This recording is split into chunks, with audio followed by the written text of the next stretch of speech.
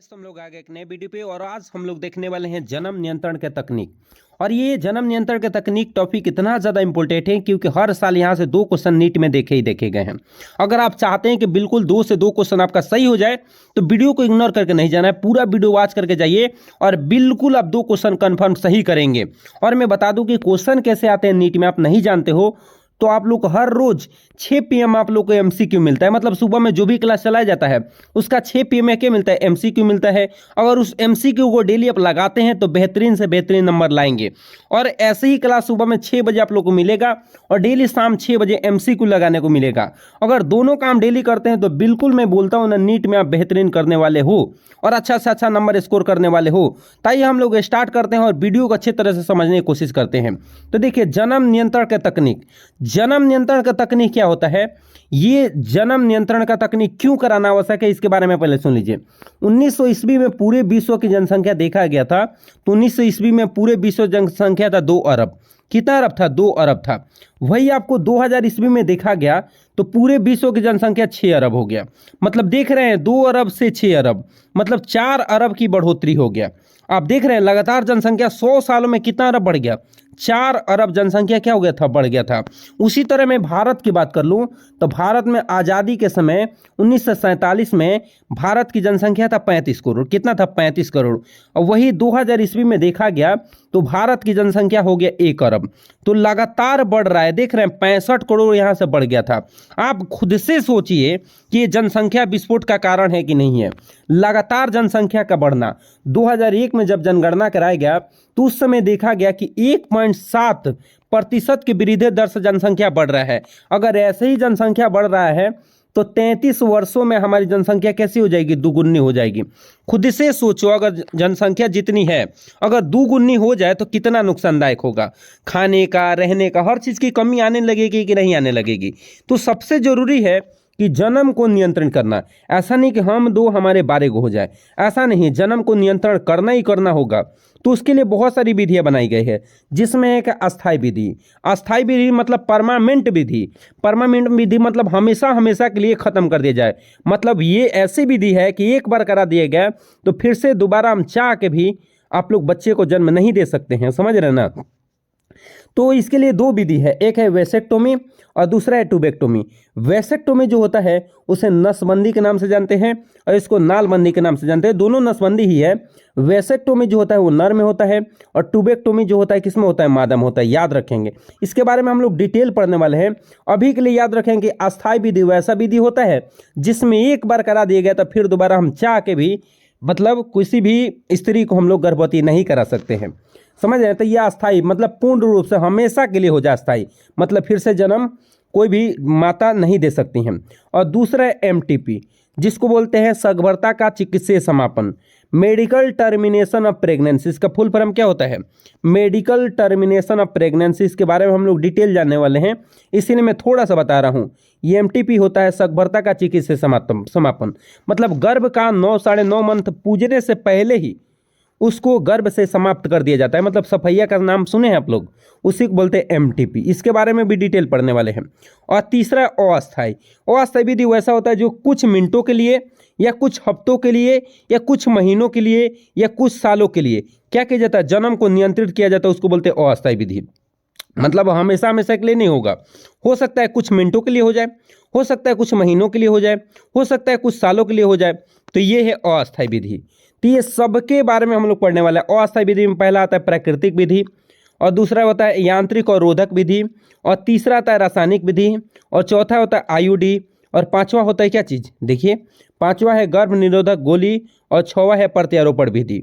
ये सबके बारे में हम लोग डिटेल पढ़ने वाले हैं।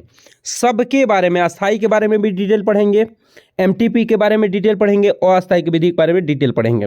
और ये सब कुछ डिटेल पढ़ लेते हैं तो यहाँ से 2 क्वेश्चन आएगा और दोनों क्वेश्चन आपसे बन जाएगा। लेकिन हाँ, बारीकी से समझते हुए चलिएगा और ये नोट्स आप लोग कॉपी में बना लीजिएगा और रिविजन करते हुए चलिएगा तो बिल्कुल आप बेहतरीन करेंगे। तो देखिए, सबसे पहले हम लोग पढ़ने वाले हैं अस्थाई विधि। अस्थाई विधि नहीं, सबसे पहले हम लोग पढ़ेंगे अस्थाई विधि। अस्थाई विधि में पहला नंबर क्या था? प्राकृतिक विधि। तो प्राकृतिक विधि क्या होता है? देखिए, यह वैसा विधि होता है जिसमें अंडाणु को शुक्राणु के संगम से होने से क्या करता है, रोकता है। प्राकृतिक विधि में क्या होता है, शुक्राणु को अंडाणु से मिलने नहीं दिया जाता है, और शुक्राणु अंडाणु से नहीं मिलता है, जिस निषेचन की क्षमता, निषेचन नहीं होता है, निषेचन नहीं होता है तो कोई गर्भवती महिला गर्भधारण नहीं होती है, जिससे जनसंख्या नियंत्रण हो सकता है। जिसमें से प्राकृतिक विधियाँ भी बहुत सारी है, प्राकृतिक विधियाँ जो है बहुत सारी है, जिसमें सबसे पहले पढ़ने वाले आवधिक संयमन। क्या पढ़ने वाले, आवधिक संयमन। तो आवधिक संयमन क्या होता है इसके बारे में मैं पहले चर्चा करता हूँ, फिर पढ़ते हैं। देखिए माहवारी आता है ना, मेंस्ट्रुअल साइकिल आता है ना जी, तो मेंस्ट्रुअल साइकिल आने के बाद 10वें से 17वें दिन, 10वें से 17वें दिन, जैसे हमें बताया गया है कि जैसे मेंस्ट्रुअल साइकिल आता है तो ठीक उसके 14वें दिन, 14वें दिन क्या बनता है, अंडाणु का निर्माण होता है। ठीक 14वें दिन आप खुद से सोचो कि 14वें दिन जिस दिन अंडाणु बनता है तो उसके बाद निषेचन की क्षमता बढ़ जाती है कि नहीं बढ़ जाती है, बढ़ जाएगी। तो वही बताया गया 10वें से लेकर 17वें दिन के बीच, 10 में मतलब मेंस्ट्रुअल साइकिल जिस दिन आया उसे ठीक 10वां दिन से लेकर 17वें दिन के बीच मैथुन करने से बचना चाहिए, क्योंकि ये निषेचन की अवधि मानी जाती है, क्योंकि यहाँ अंड उसर की अवस्था है, क्योंकि अंडा उत्पादन होता है, तो उस स्थिति में गर्भधारण तुरंत हो सकता है। तो इन दिनों गर्भधारण को रोकने के लिए इन दिनों मैथुन करने से क्या करना चाहिए, बचना चाहिए, जिससे कोई भी महिला गर्भवती नहीं होंगी। तो देखिए वही लिखा होगा कि अब वैसी विधि है जिसमें एक दंपति माहवारी चक्र के 10वें से 17वें दिन के बीच अवधि के दौरान मैथुन से बचते हैं। मतलब मेंस्ट्रुअल साइकिल आने के बाद 10वें से 17वें दिन तक, मतलब 10वां, 11वां, 12वां, 13वां, 14वां, 15वां, 16, 17, मतलब ये 7-8 दिनों तक बिल्कुल बच के रहना है, मैथुन नहीं करना है, क्योंकि 10वें से 17वें दिन गर्भधारण होने की संभावना 100% होती है। इसलिए इस दिन गर्भधारण को अगर रोकना है तो 10वें 17वें दिन मैथुन करने से क्या करना चाहिए, बचना चाहिए, क्योंकि यह अवस्था जो होता है, देखिए अंडोत्सर्ग की अपेक्षित अवधि मानी जाती है। मैं बताया था ना कि 14वें दिन आप लोगों को पिछले चैप्टर में राइट 14वें दिन, लेकिन हो सकता है इधर उधर भी हो सकता है, तो इसीलिए बताया गया। देखिए 10वें से 17वें दिन के बीच अवधि जो होती है अंड उत्सर्जन की अपेक्षित अवधि मानी जाती है। अंड उत्सर्ग समझ से मतलब अंडा उत्पादन की अवधि मानी जाती है, इसलिए उस दिन नहीं करना चाहिए मैथुन। इस अवधि को निषेचन और गर्भधारण की संभावना बहुत अधिक होती है, इसी कारण से इसे निषेच्य अवधि भी मानी जाती है। मैं बोला ही कि गर्भधारण होने की संभावना 100% होती है, इसलिए मैथुन से बचना चाहिए, इसलिए उसको निषेच्य अवधि भी माना जाता है। एग्जाम में कई बार दे सकता है कि निषेच्य अवधि किसे कहते हैं, तो निषेच्य अवधि किसको बोलते हैं, आवधिक संयमन को हम लोग निषेच्य अवधि बोलते हैं।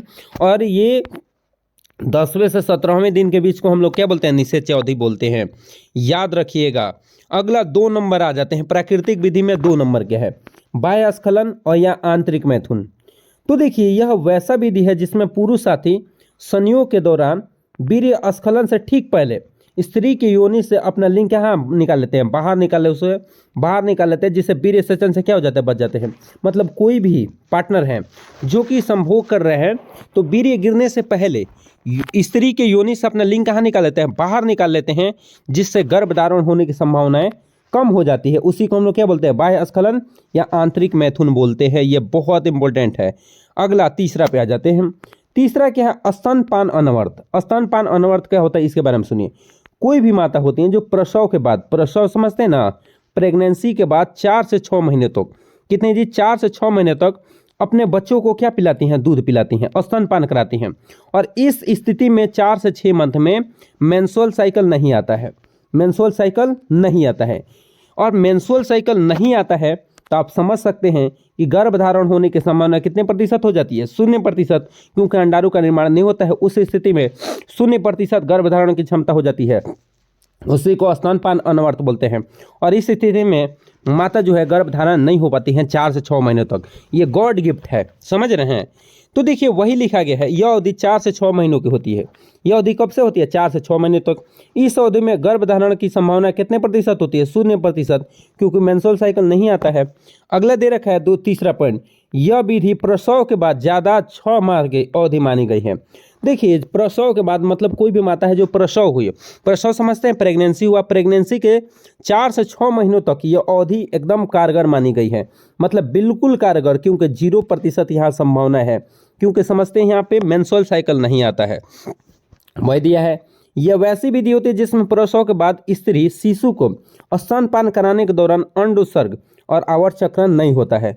आवर्त चक्र जैसे ही नहीं होता है, माने अंडा का उत्पादन नहीं होता है, आवर्त चक्र नहीं होता है, इस स्थिति में क्या हो जाता है, 4 से 6 महीने तक अंडा का उत्पादन नहीं होता है। और इस स्थिति में आप लोग को संभोग करने से निषेचन की क्षमता कितने प्रतिशत हो जाती है, 0%। ये गॉड गिफ्ट है, उसी को हम लोग स्तनपान अनवरत बोलते हैं। जितने दिनों तक स्तनपान कराती हैं वो गर्भधारण की संभावना कितने प्रतिशत होती है, 0%। अब ऐसा नहीं कि स्तनपान 1 साल कराएंगे तो 1 साल होगा, नहीं, 4 से 6 मंथ तक आप लोग को ये विधि कारगर मानी गई है, जिसमें गर्भधारण होने की संभावना कितने प्रतिशत है, 0% है। तो आप लोग को याद क्या क्या रखना है, सुनिए कैसे क्वेश्चन आएगा। आप लोग को पूछ देगा क्वेश्चन कि 10वें से 17वें दिन के बीच की अवधि से दौरान मैथुन से बचना चाहिए, किस में आता है, तो आप लोग को याद रखना है आवधिक समयन। या दे देगा कि निषेचन की अवधि जो है 10वें से 17वें दिन तक है, किस में आता है, तो आवधिक समयन में है। बिल्कुल कैसे भी क्वेश्चन है आप लोग ध्यान रखेंगे। और ऐसे में यहाँ से क्वेश्चन आ सकता है, पूछ देगा कि ये स्त्री की योनि से अपना लिंग बाहर निकाल लेता है वीर्य स्खलन से पहले, कौन सी विधि है, तो बाह्यस्खलन विधि है। या पूछ सकता है कि 4 से 6 महीने तक स्तनपान जो महिला कराती है उसमें मेंस्ट्रुअल साइकिल नहीं आता है, तो उसमें अंडा का निर्माण नहीं होता, तो कौन सी विधि में आता है, तो स्तनपान अनवरत में आता है। अब बिल्कुल जैसे भी क्वेश्चन है यहाँ से भी क्वेश्चन दे सकता है कि स्तनपान कराती है उस समय गर्भधारण की संभावना कितने प्रतिशत होती है, 0% होती है। आप लोग डेली एमसीक्यू लगाएंगे तो आप लोग समझते होंगे कि कैसे क्वेश्चन एग्जाम में आ रहे हैं। अगला देखिए, अगला है कि प्राकृतिक विधि के लाभ क्या है। तो देखिए इस विधि में दवा या साधन का उपयोग नहीं होता है, याद रखिएगा, इसमें दवा और या साधन का उपयोग नहीं होता है। और दुष्प्रभाव लगभग कितना होता है, 0 होता है। दुष्प्रभाव कितना होता है, 0 होता है, याद रखेंगे। अगला देखिए, अगला है हानि क्या है, असफल होने की दर बहुत अधिक होती है। मतलब ऐसा नहीं है कि फिक्स है कि सफल ही होंगे, असफल होने के चांसेस प्राकृतिक विधि बहुत ज़्यादा होती है, याद रखेंगे। अगले पे आ जाते हैं। अगला क्या है, अगला हम लोग पढ़ने वाले रोधक, रोधक के बारे में, कि इस साधनों के माध्यम से अंडाणु और शुक्राणु को भौतिक रूप से मिलने से क्या किया जाता है, रोका जाता है। रोधक क्या करता है, ये शुक्राणु और अंडाणु को भौतिक रूप से मिलने से क्या करता है, रोकता है। जिसमें से सबसे उदाहरण एक है कंडोम। इसे पतली लेटेक्स से बनाई जाती है। ये पुरुष के लिए लिंग और स्त्री के योनि या गर्भाशय ग्रीवा के संयोग से पहले ढका जाता है, जिससे स्खलित शुक्राणु स्त्री के जनन मार्ग में प्रवेश न करे, जिससे अंडाणु जो है उस शुक्राणु से मिल नहीं पाएगा, और अंडाणु जो है शुक्राणु से नहीं मिल पाएगा। इस स्थिति में निषेचन नहीं होगा, जिससे कोई भी गर्भवती महिला गर्भधारण नहीं होंगी। अगला आ जाते हैं, एक नोट पॉइंट है, पुरुष के लिए कंडोम का मशहूर ब्रांड क्या है, निरोध है, याद रखेंगे। अगले पे देखिए इसका लाभ क्या है, तो लाभ देखिए गर्भधारण को क्या करता है, रोकता है। पहला काम है गर्भधारण को रोकता, और क्या, यौन संचारित रोग एड्स से क्या करता है, बचाव। मतलब बहुत सारे यौन संचारित रोगों से बचा देता है, एड्स से बचा देता है। और ये से स्वयं ही लगाया जाता है। लाभ है कि इसे स्वयं ही, किसी के दूसरे के द्वारा नहीं। एक बार उपयोग करने के बाद दोबारा इसका उपयोग हम लोग नहीं कर सकते हैं, याद रख लीजिएगा लाभ में, कि गर्भधारण को रोकता है, यौन संचारित रोग और एड्स के बचाव को रोकता है, और इसे स्वयं लगाया जाता है, और इसे दोबारा उपयोग में नहीं लाया जा सकता है।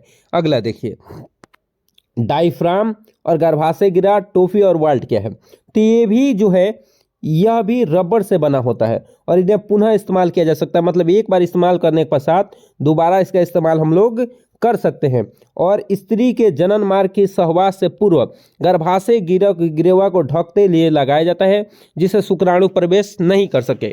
मतलब बाहर ही लगा दिया जाता है स्त्री के होने में, जिससे शुक्राणु अंदर प्रवेश ही नहीं करे, जिससे गर्भधारण की संभावना कितने प्रतिशत हो जाती है, 0% हो जाती है। अगला देखिए, साधन में रासायनिक विधि। तो देखिए रोधक साधनों के द्वारा साथ शुक्राणुनाशक क्रीम, जेली, फोम उपयोग किया जाता है। देखिए जो भी आप लोग साधन अभी रोधक पढ़े थे ना, तो उसमें जो आता है क्रीम आता है, जेली आता है, फोम आता है, तो उसको लगा दिया जाता है, जिससे गर्भ निरोधक क्षमता क्या हो जाती है, कम हो जाती है। उसी को हम लोग क्या बोलते हैं, रासायनिक विधि बोलते हैं। इसके बाद हम लोग आईयूडी पढ़ने वाले हैं। आज मैं जितने पढ़ाया ये बहुत इंपॉर्टेंट है, और इसी के साथ हम मिलेंगे अगले क्लास में। लेकिन हाँ, बिल्कुल आज जितना बताया उसको अच्छे पूर्वक क्लियर कर लीजिएगा। और यहाँ से क्वेश्चन कैसे आएंगे, ये शाम 6 PM में आप लोग बिल्कुल MCQ लगाइएगा, तो बेहतरीन से बेहतरीन नंबर लाइएगा। इसी के साथ मिलते लोग अगले वीडियो में, पढ़ते रहिए, तब तक के लिए जय हिंद।